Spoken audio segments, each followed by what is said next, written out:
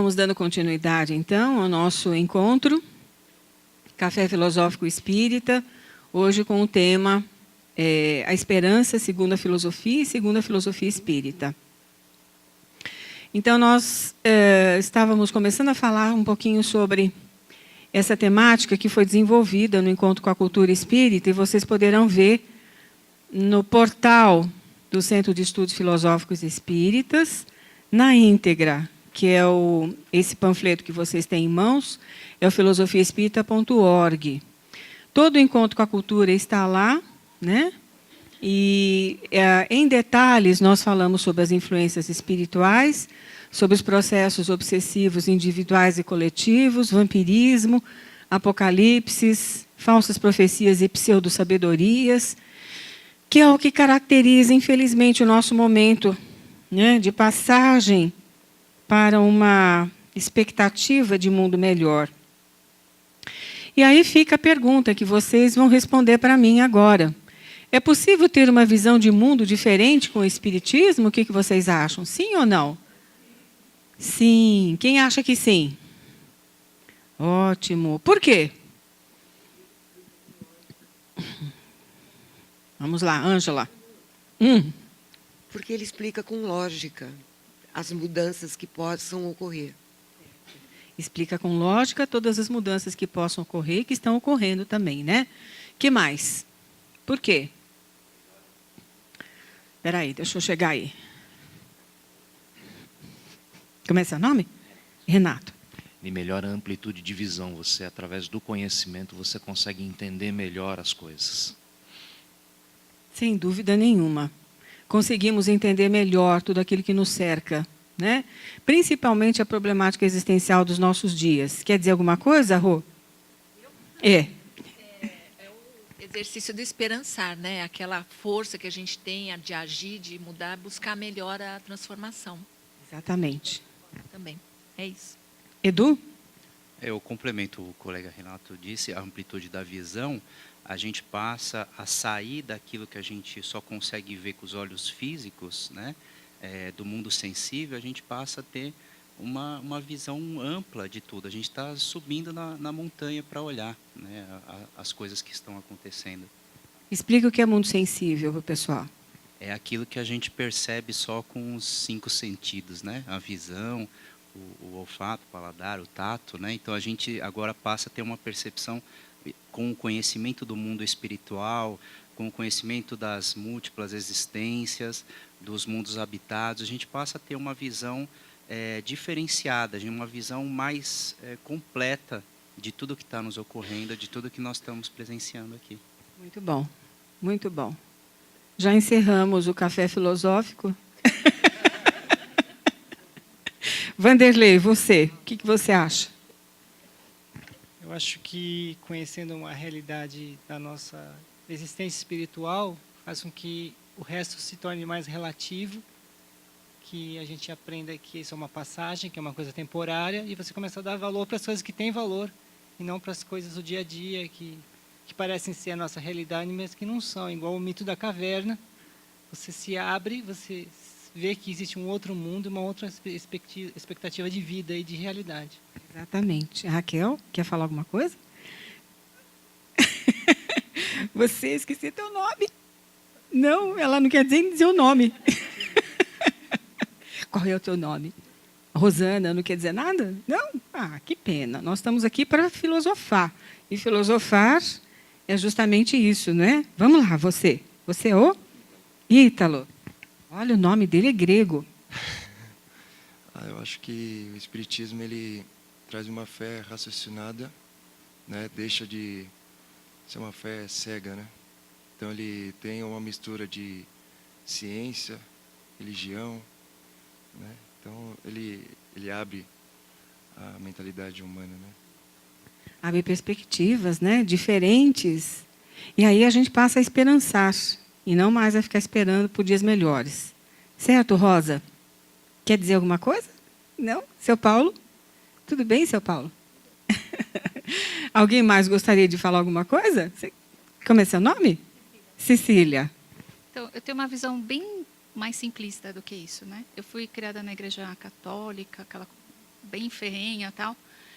E quando eu tinha uns 12, 13 anos, eu comecei a achar Deus injusto. Que Deus é esse? Que injustiça é essa? Né? Se eu tenho uma família boa, quem me leva para uma religião, se eu faço as coisas direitinho, vou para o céu, e o filho do bandido vai para o inferno, a criancinha nasce doente. Então, assim, o Espiritismo trouxe para mim, né, respostas para isso. Ótimo. Vocês estão vendo só? Como quando a pessoa está preparada, as respostas vêm. Né? Para aqueles que ainda não estão ainda nesse momento existencial, esse foi um momento existencial importantíssimo na sua vida.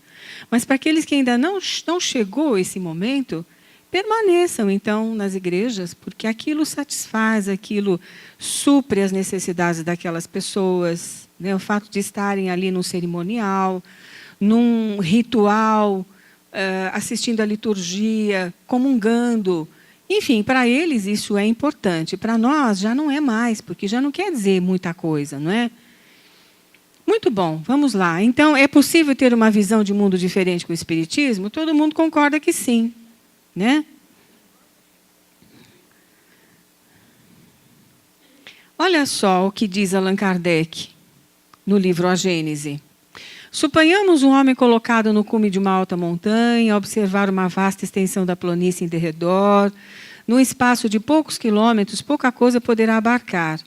Porém, lá do alto, de um golpe de vista, verá toda a paisagem com toda a riqueza de detalhes. Meu Deus, isso é um código para nós, não é?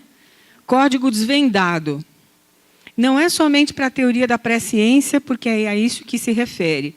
Mas quando a gente começa a olhar, por exemplo, a nossa situação enquanto cidadãos brasileiros, a gente precisa olhar as coisas do alto também, não somente do resto do chão, que é tudo aquilo que a gente já conhece, né? Porque nós estamos assistindo isso todo dia na televisão.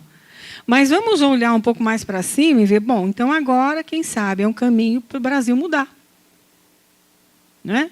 É um caminho árduo. Muito árduo, muito mesmo. Mas para a nossa vida também serve essa visão de Kardec. Está vendo só como nós precisamos estudar cada vez mais e melhor a doutrina espírita? Ela tem as respostas para nós.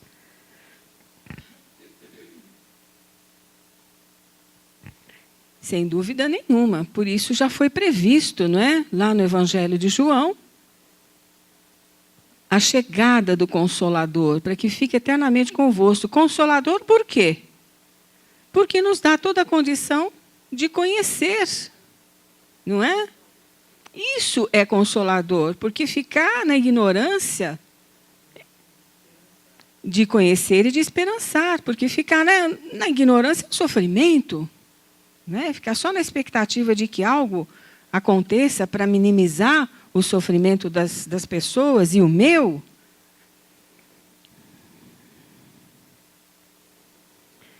Muito bem, olha só. Mas o Consolador, a quem o Pai enviará em meu nome, vos ensinará todas as coisas, porque na época de Jesus não podia ser ensinado, não é?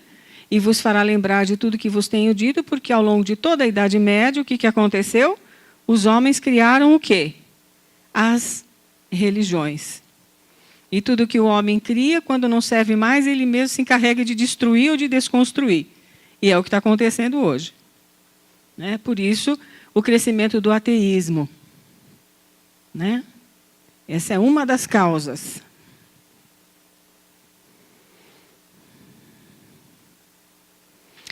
Emmanuel tem uma descrição interessante sobre as revelações que evolucionam numa esfera gradativa de conhecimento. Isso é importante. Todas se referem ao Deus impersonificável, que é a essência da vida de todo o universo, e do tradicionalismo de todas palpita a visão sublimada de Jesus, esperado em todos os pontos do globo. No final, nós vamos passar uma mensagem bonita de Emmanuel, contida no livro de seu nome, onde ele fala sobre o Evangelho futuro. Vocês vão ver que essa sim é a esperança de esperançar dias melhores. E os nossos queridos também telespectadores do Filosofando e internautas também poderão refletir um pouco mais sobre isso, né? Então, olha só, se Deus suscita reveladores para as verdades científicas, pode, com mais forte razão, suscitá-las para as verdades morais, que constituem elementos essenciais no progresso. Então, Emmanuel está sempre compatível com a doutrina espírita. Esse foi um espírito que nunca errou nas suas afirmações. Mas, como ele sabia que ele dependia de um médium, ele dizia assim, olha, se um dia eu mesmo contradizer o espiritismo, fiquem com o espiritismo e não comigo. Porque ele sabia que ele dependia de um médium, e todo médium é falível, né? Porque é um ser humano, não porque ele é mau, mas é porque ele é um ser humano. Está restrito às circunstâncias existenciais que ele vive, não é? Onde ele vive, toda a situação, momento. Quase todos os conhecimentos humanos têm sua origem histórica na filosofia. O impulso para filosofar é a surpresa, a admiração que objetos e eventos podem provocar no ser humano. Então, essa sede de conhecimento vem por esse impulso. Esse impulso é o impulso natural, né, de busca de conhecimento. As diferentes teses filosóficas refletem a tentativa de explicar, por exemplo, as causas dos eventos ou de enquadrá-los em um princípio geral. Então, em 2.500 anos de história da filosofia, foi esse o caminho traçado por tantos filósofos e pensadores, a busca da verdade, né? E os métodos que criaram, nem sempre compatíveis uns com outros, nem sempre concordes uns com os outros, né? Foram caminhos que eles buscaram para poder realizar essa busca e encontrar a verdade, né?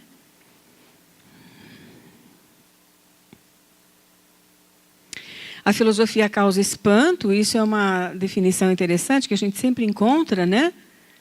Por quê? Porque para boa parte das pessoas trata-se de um assunto especializado e por isso mesmo desinteressante. E às vezes as pessoas acham que a filosofia é sofisticado, não é? E, meu Deus, não é nada disso, não tem nada de sofisticação. É a história do pensamento humano, simplesmente isso. E não tem nada a ver com academicismos também, não. Né? Porque as academias hoje estão muito limitadas aos pontos de vista de professores doutores, pontos de vista de diretores e pontos de vista das próprias universidades. Né? Então, aí já se criaram limitações para o desenvolvimento da própria filosofia.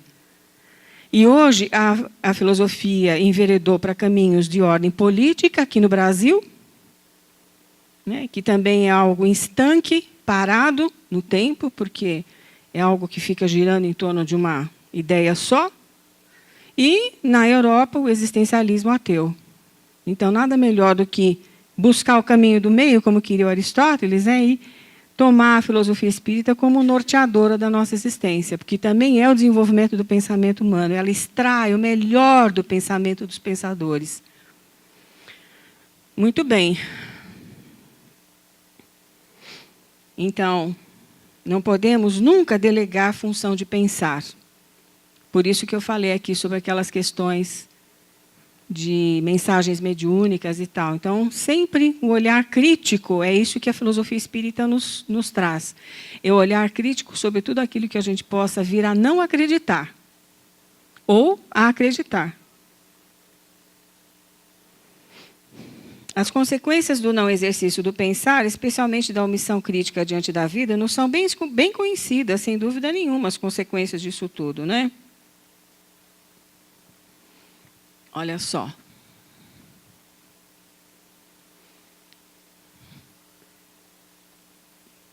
Na e pela pergunta: o que é? Como é? Por quê? E para quê? Essas são as perguntas críticas que nós devemos fazer quando alguém vem postular uma verdade para nós. Que foi o que nós fizemos aqui quando analisamos aquela mensagem, como muitas outras. Nós tomamos só o exemplo de uma, mas existem inúmeras outras, livros que são psicografados aí e que de verdade não trazem nada. Trazem, sim, a verdade da própria pessoa e do próprio espírito, que quer que seja verdade, né?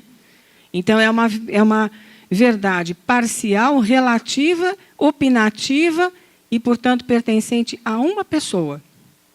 E não verdade existencial, verdade espírita.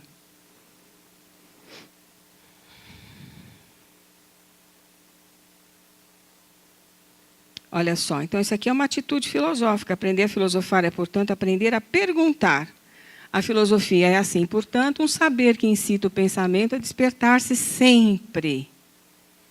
Sempre. Então, a filosofia espírita, a doutrina espírita não é estanque, não é ortodoxa e não é purista.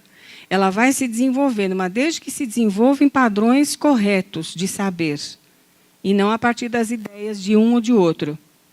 Né? Nós soubemos de livros que estão sendo escritos aí que descrevem uma das personagens mais importantes, um dos médicos mais importantes, psiquiatra espírita, que foi o Dr. Inácio Ferreira.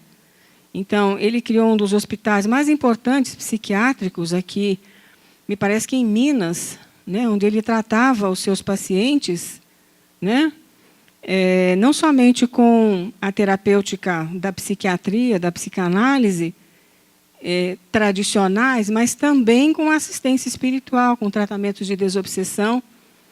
Um homem de uma espiritualidade elevada, de um amor, de uma caridade, que se expressava através da dedicação da sua vida aos seus pacientes.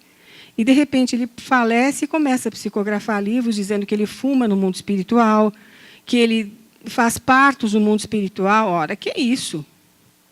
Né? Francamente. Então, esse senso crítico que nós precisamos ter não é em detrimento do médium, mas sim colocando esse médium para refletir aquilo que ele está sendo instrumento, sem dúvida nenhuma que não é o doutor Inácio Ferreira. Né? Então, esse senso crítico precisa ser desenvolvido entre os médiuns atuais. Isso não é ortodoxia espírita nem purismo. É buscar a verdade. Então, o verdadeiro conhecimento trazido pelo Espiritismo é inabalável diante das mudanças que ocorrem à nossa volta e sempre presentes em nossas vidas, olha só. Difere do senso comum, ou seja, dos fatos e acontecimentos que nos cercam e que definem o nosso cotidiano. A opinião é válida? É o que os meios de comunicação desenvolvem. É a opinião, a correta opinião, não é? São feitas até pesquisas de opinião em diversas situações. Mas a opinião está circunscrita ao momento que nós estamos vivendo. É diferente da verdade e do conhecimento, que ele é perene, imutável e para sempre, eterno. Né? Então, nós vivemos, já dizia o Pitágoras, que nós vivemos no mundo das opiniões, né? O mundo é um mundo de opinião. Então, vamos deixar um pouquinho a opinião para buscar, que é o senso comum, conhecimento. A filosofia espírita é feita de verdades eternas. Olha só, princípios eternos e imutáveis, os quais vamos compreendendo o alcance a partir da nossa própria evolução intelecto-moral. Então, o espiritismo não precisa de atualização. Quem precisa de atualização são os espíritas, né? Onde quer que eles estejam. Precisam se atualizar com o conhecimento espírita.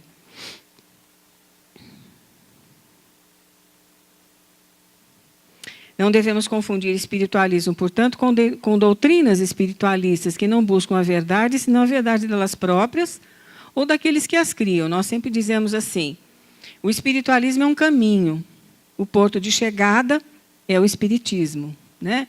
A autoajuda é muito bom, então, mas só que a autoajuda funciona como um analgésico. Vai passar a dor naquele momento, mas a doença não foi curada. A enfermidade da alma, da qual trata a filosofia espírita, não vai ser curada. Né? Então, analgésico temporário, mas a finalidade da nossa existência é desenvolver conhecimento em busca da verdade. Né? Então, é necessário que a gente saiba definir, para não se prender a determinados pensamentos de determinados autores. Porque o espiritismo é coisa séria, não é conhecimento estanque, parado no tempo. Mas também não é um conjunto de opiniões as mais diversas acerca do que seja a vida, a morte, o mundo espiritual, a vida em outros planetas, já que a casa do Pai é imensa. Né? Então, olha só quantas elucubrações que se fazem aí em cima dos princípios espíritas. Né?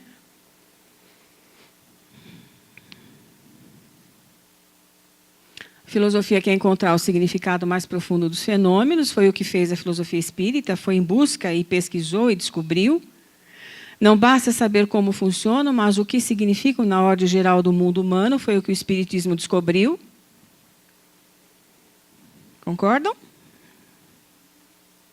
E Epicuro, que diz o seguinte, que muito embora todo conhecimento não liberta das paixões da alma. Então, nós temos também que tratar as paixões da alma, né? Que paixões são essas? Todos nós conhecemos, né? Que fazem com que nós soframos, às vezes até indevidamente. A filosofia e a filosofia espírita, portanto, não são apenas formas de pensar ou de saber, práticas singulares de conhecimento e autoconhecimento, mas principalmente formas de consolo e de esperança, ou de esperançar, né? Como? Dos escritos dos antigos, da epopeia homérica aos mitos trágicos, sabemos que contra a dor não se deve hesitar nem em raciocinar, argumentar, persuadir. Os antigos procuravam convencer por discursos e cartas que a morte não é um mal, tampouco sofrimento. Então, eles já entendiam muito mais do que nós essas questões. Que tudo que perdemos não nos é retirado, eles estão se referindo aqui à morte, né? Não nos é retirado, mas sim o que não nos pertencia realmente. Porque o bem que se tem de próprio, no mais confidencial de nós mesmos e nosso ser mais íntimo, não poderia jamais se perder. O consolo que a filosofia traz aqui, no sentido de que nada se perde. O consolo da filosofia espírita é saber que mesmo que nós não tenhamos os nossos amados mais perto de nós, nós sabemos que eles vivem em outra dimensão. Dimensão essa a qual nós pertencemos também e que vamos voltar um dia. Né? Porque nós estamos aqui na temporalidade. Ninguém vai ficar aqui para semente. Né? Não adianta ficar preso porque não vai fixar. Aqui Boécio, grande pensador da antiguidade, que fez da filosofia um consolo. Né? O Boécio nos ensina que o que Boécio nos ensina é que a única cultura fértil, oral ou escrita que trazemos intimamente em nós são os textos clássicos inesgotáveis, inseminados em nossa memória, cujas palavras tornam-se fontes vivas à prova de tristeza, da morte e do sofrimento. O resto, de fato, é apenas literatura. Boécio está falando nessa figura, nessa alegoria, com a filosofia. Ele que foi condenado à morte por um imperador que toma, já no período em que Roma houvera caído em poder dos bárbaros, né? Então, ele, num primeiro momento, como romano, ele é utilizado em seus conhecimentos para que esse imperador bárbaro se fixe no seu poder, mas quando ele começa a articular determinados conhecimentos com outras pessoas, esse imperador acha que ele está traindo e o condena à morte. Então, os últimos momentos de vida, ele passa dentro de uma prisão, morre com 50 e poucos anos, e escreve um livro chamado A Consolação da Filosofia. Né? E o Alain de Botton, que é um pensador contemporâneo, vai escrever um outro livro chamado As Consolações da Filosofia. E aí o nosso programa da TV Mundo Maior e do Encontro com a Cultura foi As Consolações da Filosofia Espírita. Tá? Seguimos os conselhos do Boécio e do Alain de Botton.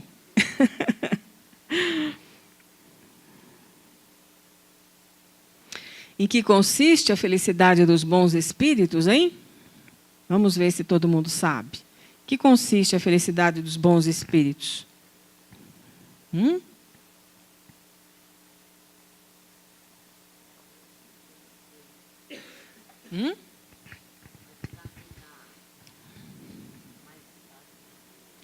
Ajudar os que estão precisando, né? Que mais? Amor e caridade. Que mais? Aí vocês estão falando da praxis, né? Da vivência. Consciência tranquila. Que mais?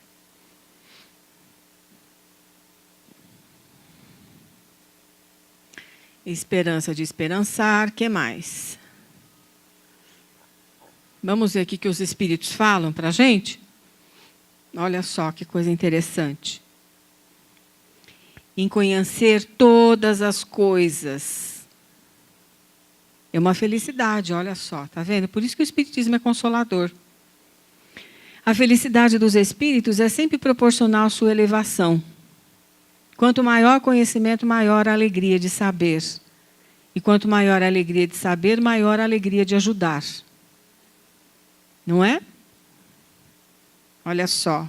Então, saber, quanto mais saber, não é aquisição de mera intelectualidade, é aquisição de evolutiva, né? É uma aquisição evolutiva, uma conquista evolutiva.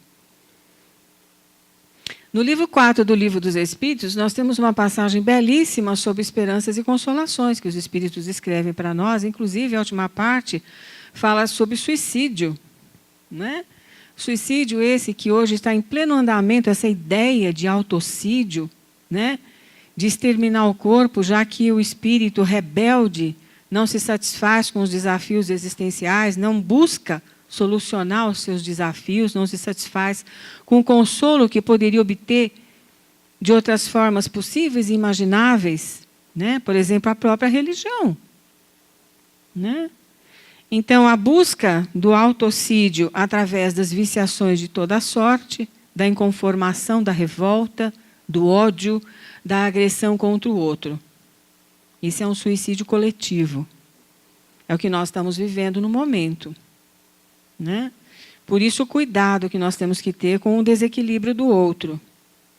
E para não cair, segundo Joana de Ângeles, para não cairmos na loucura generalizada que hoje está por aí. Ou na mesma psicosfera de loucura generalizada, né? Melhor explicando. O Evangelho segundo o Espiritismo vai trazer para nós o capítulo 5º, que é bem-aventurados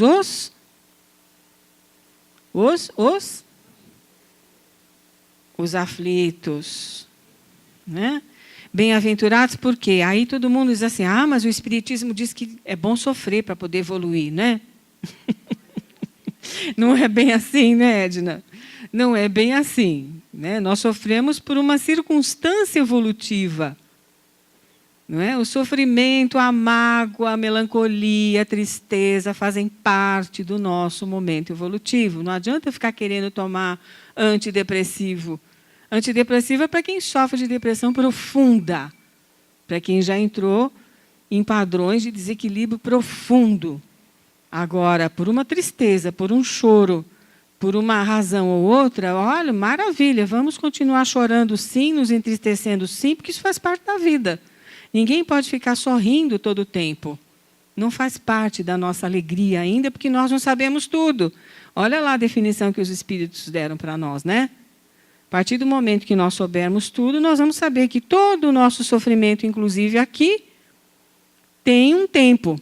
É o que o Espiritismo diz.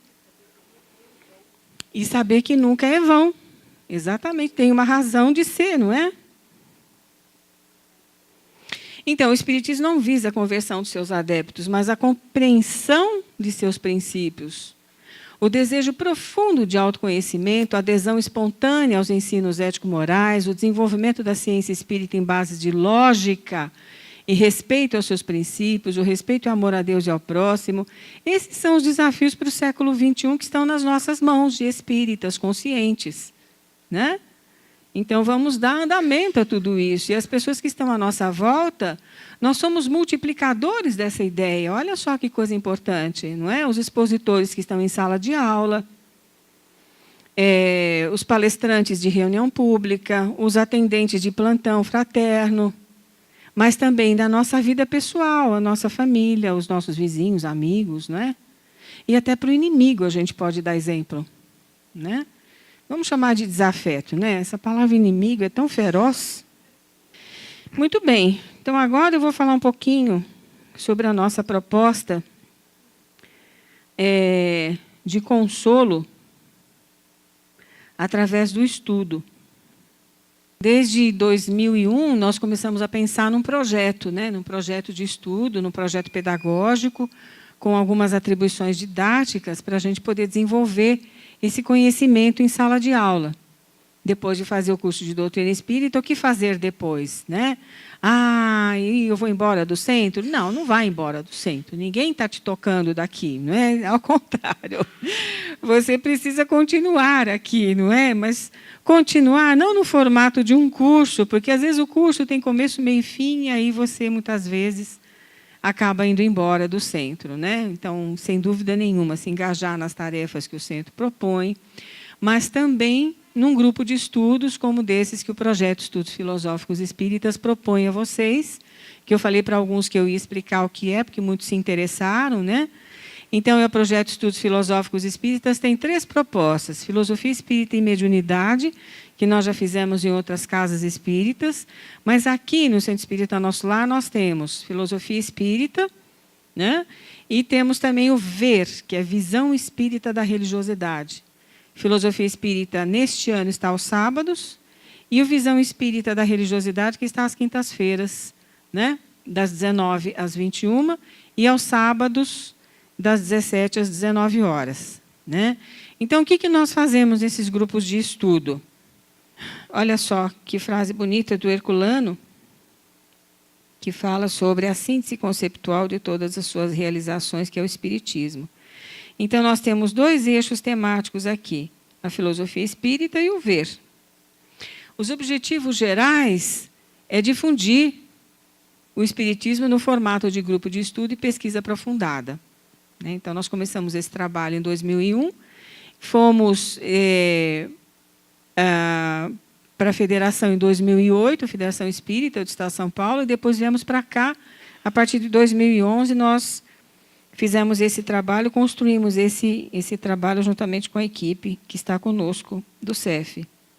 Outros projetos nós já dissemos, filosofia espírita e mediunidade, mas tem um site que fala sobre filosofia espírita e mediunidade. Nós temos, eu falei sobre didática, o que nós aplicamos no desenvolvimento desse conhecimento. Um site, um portal de estudo chamado filosofiaespírita.org. Nós temos nesse portal 7 sites, desenvolvendo cada um deles uma forma de conhecimento. 2 sites são em idioma francês e o outro em inglês, né? E seminários que nós fazemos aqui no centro e outros locais, a convite, né? Nós temos um agora, no final de setembro, lá com o Centro Espírita da Lapa. Projeto Estudos Filosóficos Espíritas no Exterior, também em parceria com o Conselho Espírita Francês, o Spiritist Psychological Society, a Associação dos Divulgadores Espíritas no Japão.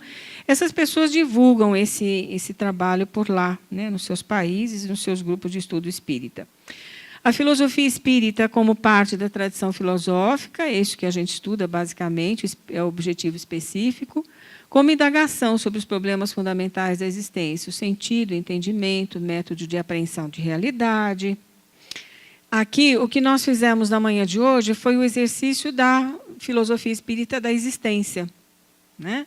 É a filosofia espírita aplicada na nossa vida, né? Como decorrência natural dos preceitos éticos, morais, desenvolvidos ao longo do tempo, que culminam em 3 momentos apresentados por Sócrates, Jesus de Nazaré e doutrina espírita, e que encaminham o ser à sua realidade interexistencial, o ser no mundo e nas dimensões espirituais, sem interrupção. Então, isso é estudado aprofundadamente com linguagem acessível a todos nós. A gente não usa jargão filosófico, né?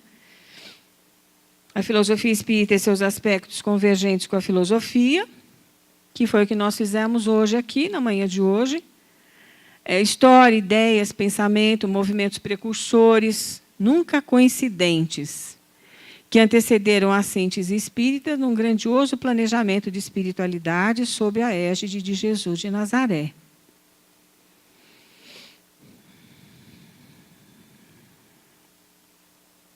O ver, o ser humano e a consciência de si mesmo, o senso comum, a diferença entre senso comum, religião e filosofia.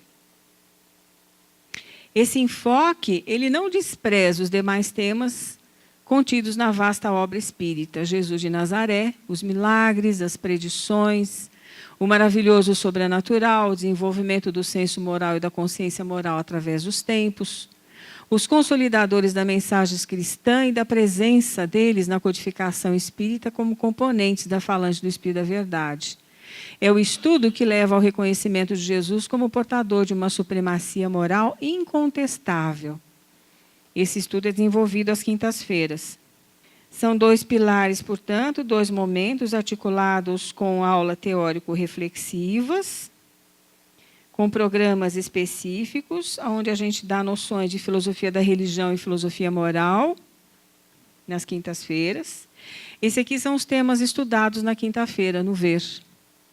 O que é religião? O espiritismo é uma religião? Espiritismo e espiritualismo. Princípios fundamentais em mitologia, mitologia dos povos, mito e verdade. Horizontes culturais com base no livro Espírito e o Tempo, de Herculano, Pires. O espírito das revelações, a visão espírita do Novo e do Velho Testamento. O cristianismo, a epopeia mítica do cristianismo.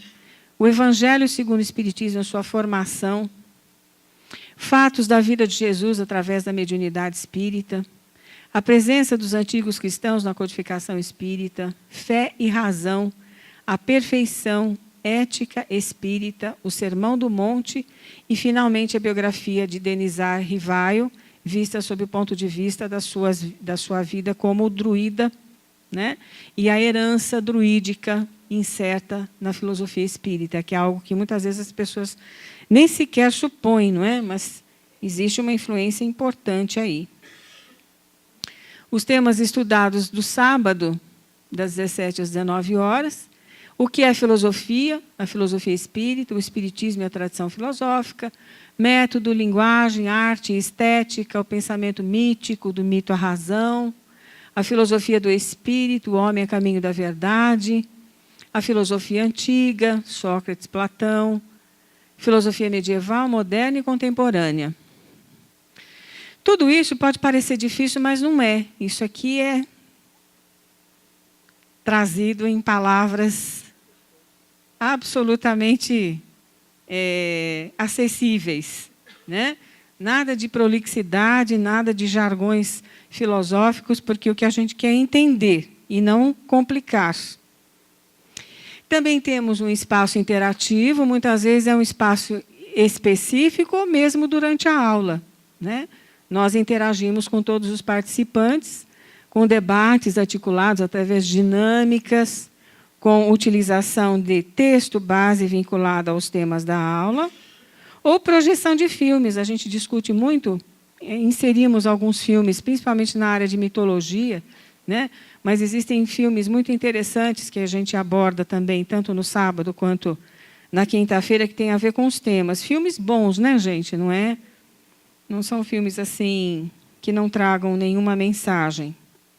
Os trechos e documentários ou filmes, muito desses filmes estão lá no site Filosofia Espírita, Encantamento e Caminho, que faz parte do portal filosofiaespírita.org. O Filosofando Cotidiano, aplicação dos temas à vivência reflexiva, visões de mundo, seus problemas e questões, constantes do site filosofiaespírita.org, do portal, né? E do site Filosofando Cotidiano. Está aí no impresso que vocês receberam. O espaço interativo, portanto, é o diálogo entre todos. Não visa questionamentos, mas sim dialogar, com vistas ao exercício legítimo da fraternidade. E cumpre-se, portanto, voltando, os magnos objetivos da nossa doutrina: conscientizar, contribuir para o enobrecimento do ser humano, auxiliando a buscar o reino dos céus dentro de si e para o seu semelhante em bases legítimas de fé e de razão. Eu gostaria de convidar o Eduardo, que está fazendo parte da nossa equipe, do CEF, e que também está começando a dar aula conosco, né, Edu? Quer falar um pouquinho da tua experiência, o que você acha do grupo de estudo de sábado, por favor? Bom dia a todos. Bom, a minha experiência dentro do CEF assim, é muito gratificante, porque quando eu passei a ter mais atividades na casa, a trabalhar com o público, seja na sala de aula ou seja no plantão, no atendimento fraterno da casa, até mesmo no grupo de orientação aos espíritos, né?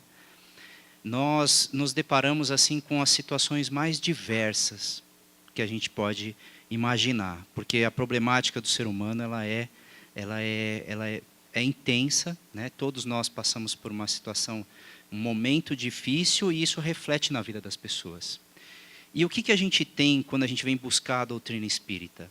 A gente vem buscar a doutrina espírita porque a gente precisa de fundamentos, né, que nos levem à razão. Como a colega falou de uma forma simples, né, não tinha mais respostas aonde a gente frequentava, né, na igreja, na comunidade e tal. Não temos mais aquelas respostas que nos satisfazem, e a doutrina espírita ela é isso. Então, nós chegamos, vamos fazer uma reflexão, por exemplo, chega uma pessoa para nós passando por uma dificuldade, né? E vocês vão entender onde eu quero chegar. Vão passando por uma dificuldade dentro de casa, né, com os seus filhos, uma dificuldade muito grande, e aí nós sabemos que ali tem um fator da reencarnação, né, da necessidade daqueles espíritos estarem dentro daquele lar, daquela coisa. Mas como que a gente fundamenta isso num bate e pronto, né? Chegar na hora, frente a frente com a pessoa, como é que a gente fala de reencarnação sem ser muito técnico e colocando isso na prática? Então, esse é um dos exemplos dos assuntos que nós tratamos nos grupos de estudo filosófico, né?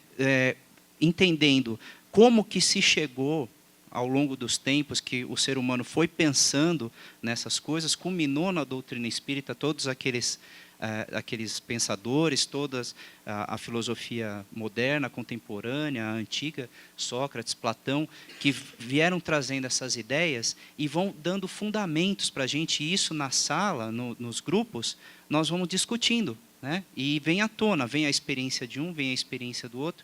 Então, para quem trabalha na casa espírita, como expositor, no atendimento fraterno, no grupo de orientação aos espíritos, vai trazendo uma base, né? E essa base é o que fortalece a nossa fé. Não é isso que nós buscamos na doutrina espírita, né? O pensamento, a fé raciocinada. Então, raciocinando e tendo lá esse espaço que é proporcionado pelo CEF, a gente vai fundamentando esse raciocínio, nós vamos racionalizando as ideias e nós vamos trazendo à tona todo esse conhecimento profundo que é a doutrina espírita, que muitas vezes a gente só conhece, e não tem como, em pouco tempo, a gente conhecê-la profundamente. Então, por isso até a ideia do grupo, né, que é um estudo que não deve parar, né? Nós estamos constantemente renovando as ideias, repassando por situações novas, o mundo muda, as coisas mudam, e nós estarmos pensando isso sob a ótica espírita e com um pensamento filosófico, né, lógico, claro, racional, como, por quê, para que as coisas estão acontecendo, é o que faz a gente se fortalecer nos momentos mais difíceis da nossa vida e quando nós estamos auxiliando as pessoas queridas que vêm buscar auxílio. Né, Sônia? Acho que para mim, esse é o mais relevante. Eduardo é expositor do curso de doutrina espírita, de palestra pública, atende também no plantão fraterno e tem todo um trabalho juntamente com a esposa dele, a Roseli. Roseli, tudo bem? Muito bem. Se vocês tiverem alguma pergunta, fiquem à vontade. Você tem? Vamos lá. Olha lá o que você vai perguntar, hein? Nós falamos no início da nossa conversa a respeito do medo, né? Então a gente conversou muito sobre isso.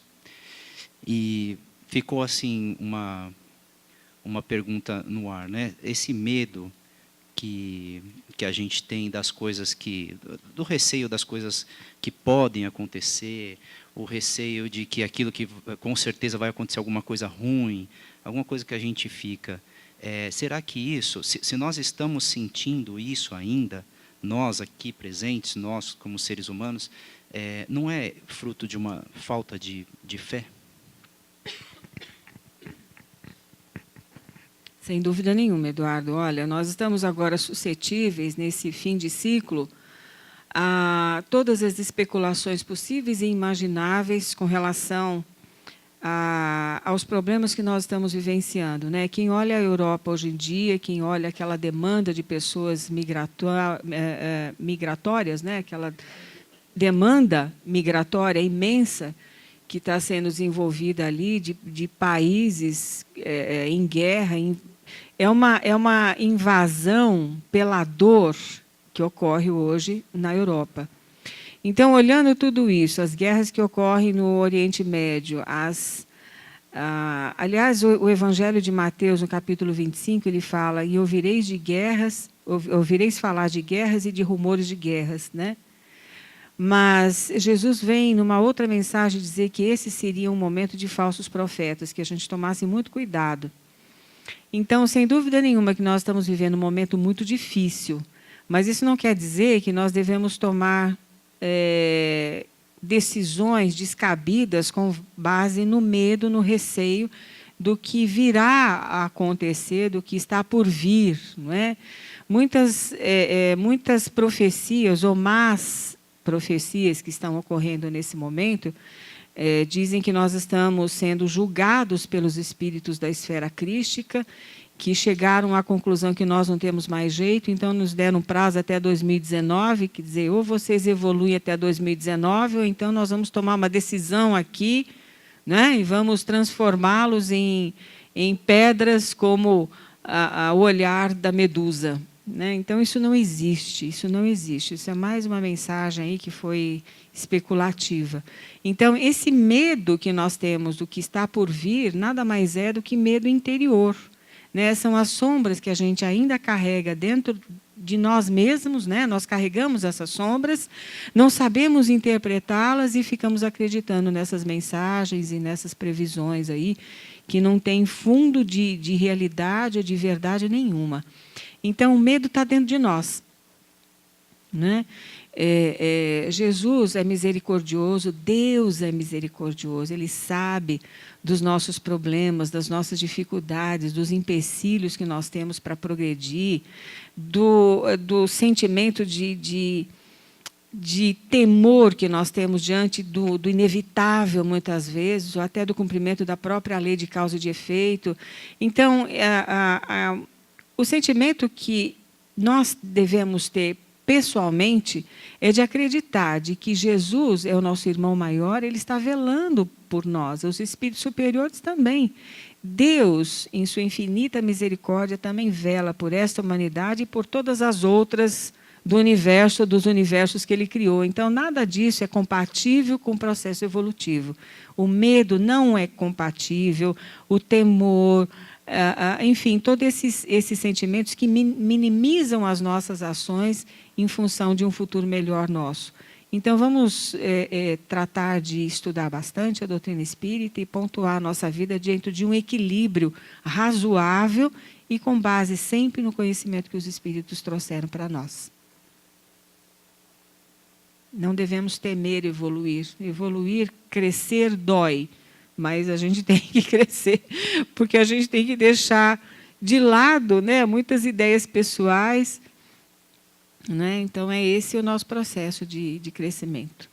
Então, era essa mensagem que nós tínhamos para a manhã de hoje, que Jesus abençoe a todos vocês, que nós possamos ter sempre aquela esperança de esperançar, a esperança ativa, com muita fé, com muito acreditar na bondade divina, mas esse acreditar movido pela ação e das nossas atitudes, não somente individuais, mas coletivas. Que assim seja, graças a Deus.